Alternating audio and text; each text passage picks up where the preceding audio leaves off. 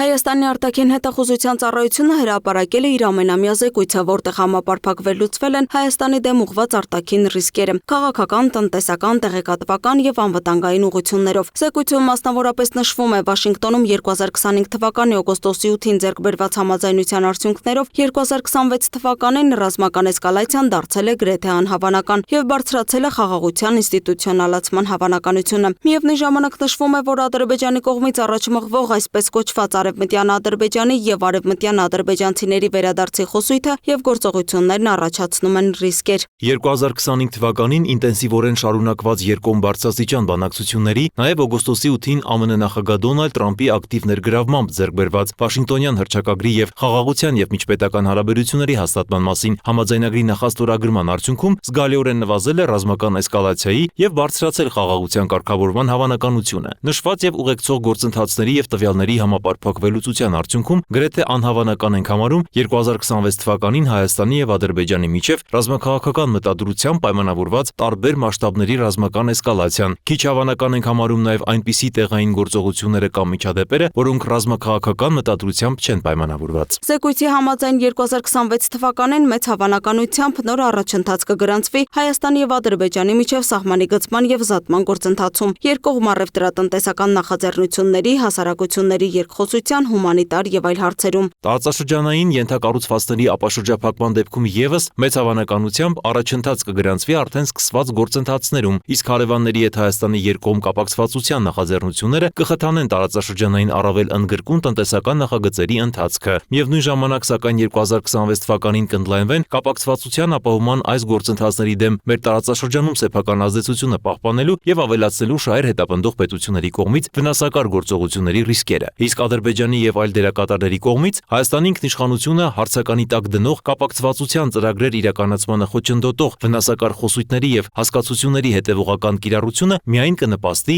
այդ ռիսկերի նյութականացմանը։ Ծառայության համապարփակվելուծությունը ցույց է տալիս, որ երկարաժամկետ հեռանկարում խաղաղության կառուցման վրա էականորեն բացասաբար ազդող եւ ռիսկային գործոն են Ադրբեջանի կողմից պետական մակարդակով առաջ տարվող այսպես կոչված Արևմտյան Ադրբեջանի եւ արևմտյան ադրբեջանցիների վերադարձի խոսույթներն ու դրանց ուղեկցող գործողությունները։ 2026 թվականին ծառայության առաջնահերթ խնդիրներից է լինելու շարունակաբար գնահատելը, թե որն է Ադրբեջանի կողմից արևմտյան ադրբեջանցիների վերադարձի առաջմղման պետական քաղաքականության իրական նպատակը։ Գնահատման է ենթակա մասնավորապես այն, թե արդյոք Ադրբեջանն այդ թեմաները նոր ազգային գաղափարախոսություն դարձնելով մտադիր է որևէ նոր ձևաչափով հակամարտությունը տեղափոխել Հայաստանի տարածք, թե այսպես կոչված արևմտյան ադրբեջանցիների վերադարձի այս խոսույթը Ադրբեջանի արտաքին քաղաքականության սպասարկման եւ մասնավորապես Ղարաբաղի հայերի վերադարձի թեմային հակազդելու գործիքակազմի մաս է։ Մյուս կողմից ծառայության դիտարկումները ցույց են տալիս, որ շարունակվում է Ադրբեջանի ռազմական ծախսերի աճը։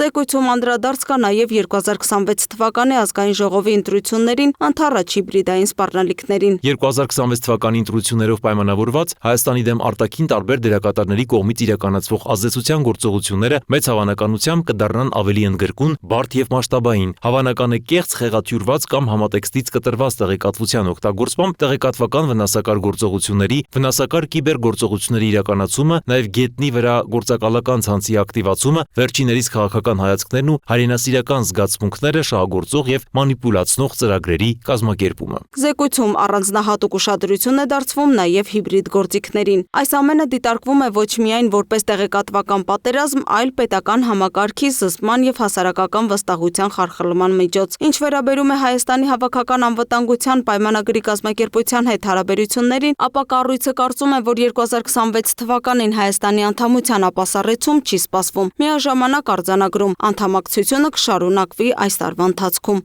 Լուսինե Գրիգորյան, Free News, Ազատ լուրեր։